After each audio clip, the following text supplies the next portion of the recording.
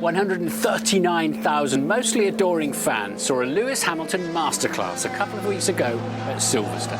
Hamilton getting a standing ovation from the British fans. The first man to take a hat-trick of British Grand Prix wins in succession. It's Lewis Hamilton winning the British Grand Prix.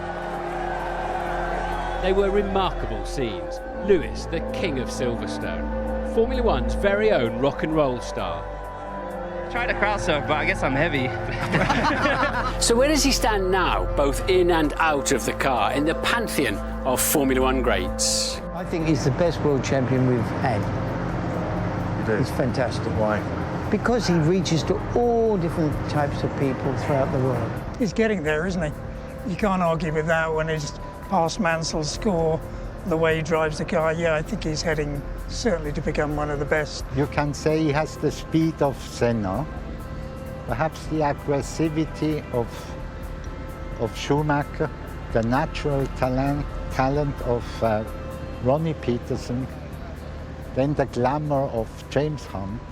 I think obviously he's got the capabilities of possibly going down as one of the greatest. He's certainly the biggest star that we have in Formula One, without a doubt. You know, I worked 6 years with Senna and Prost, and to me those two are the top of everybody else. After that, of course, you have people like Jackie Stewart, Sterling Moss, don't forget Michael Schumacher. But I think Lewis is in that category.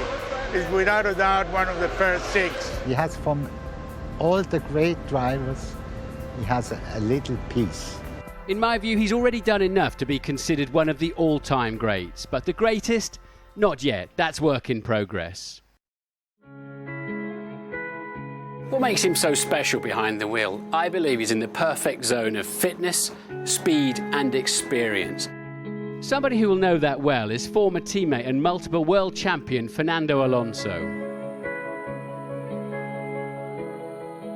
I think he's a great talent, and he has been always very focused on the championship and on the results, always giving this extra to whatever he has in his hands. Sometimes he has a very dominant car, like the championships that he won, and sometimes he didn't have a very dominant car, but he's still winning some races in that championship. He's still finishing second or third or fourth in the World Championships.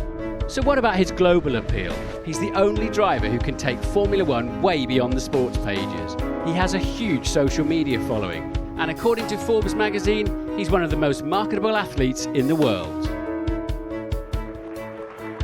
We don't see as much of his family these days, and he's certainly not friends with the other drivers as in days gone past. His life has taken him in a different direction, and we can only hope he's as happy as his success deserves.